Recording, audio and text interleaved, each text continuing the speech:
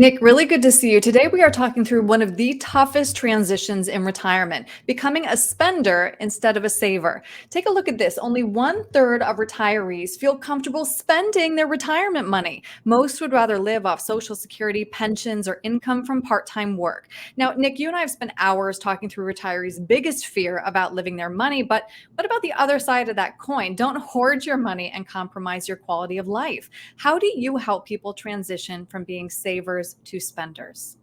Right. Throughout our working lives, we're taught to put money back for tomorrow, save, what we can, save 10%, save, the max inside of our 401k, whatever that number is. We have been savers our entire life.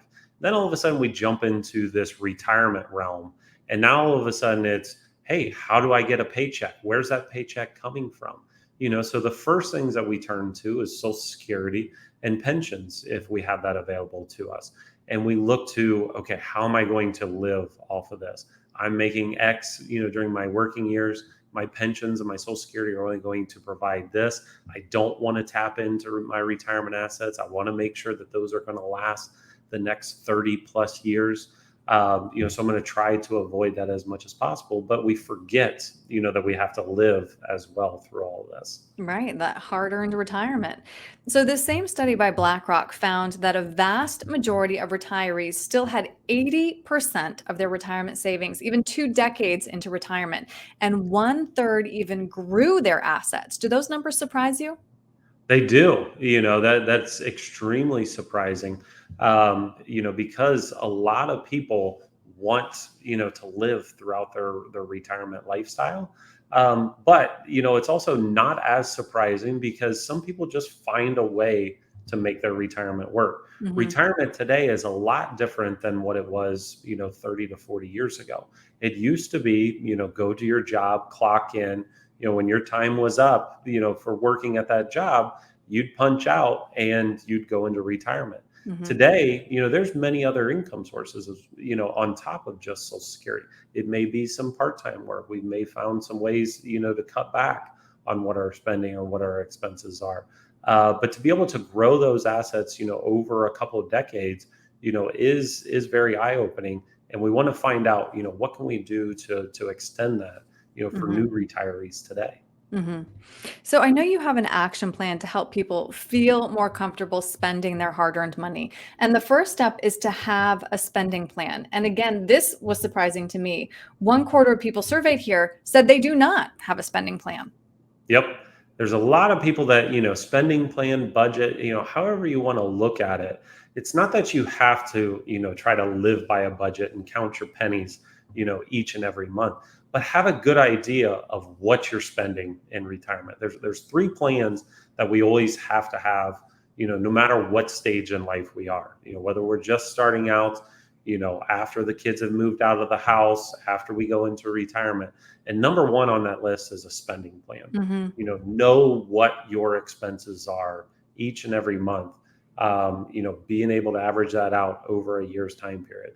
Mhm. Unlike the government, we've got to be able to make sure we have enough money coming in for the money that's going out in our spending. Mhm. So, spending plan, absolutely number one here.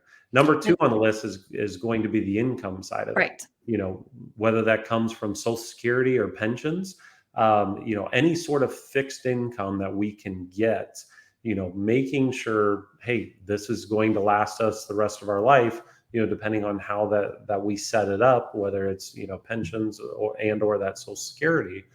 And then the third part of that is, basically having a balance sheet or being able to pull assets, that we have set up. So if we know that Social Security and pension are going to pay X percentage, of our spending plan, now all of a sudden we can bridge that with our other assets.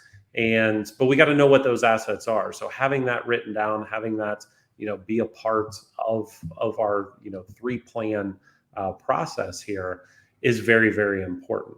Mhm. Each one of those, the spending plan, the income plan, and the balance sheet, are all very important in this process and understanding, how they're going to work for you into retirement. Right, and then just take the guesswork out of it. When you can see it on paper in front of you with that plan, I mean, that's peace of mind, right? Absolutely. A lot of times, we see it on like our 401k sites. The 401k is going to generate this amount of income. Well, the problem is, how much income do we need? And we have to be able to back into that number. We have a lifestyle in retirement that may be here, and most people don't want to, take a big step back just to get to retirement. We want to maintain that same Of level course. of our lifestyle. So we've got to know what that lifestyle is, what it costs, and then all of a sudden we can find the other income sources to get to that point. Right. So helpful to talk this through. Nick, if somebody would like to go through this action plan with you so that they can feel comfortable spending their money, what's the best way to reach you? Absolutely. They can reach out to us online, icanberryretirement.com. You can schedule an appointment there, or they can give our office a call, 937-498-1128. Schedule an appointment there to talk to Luke or myself. All right. Nick, thank you. Thanks, Erin.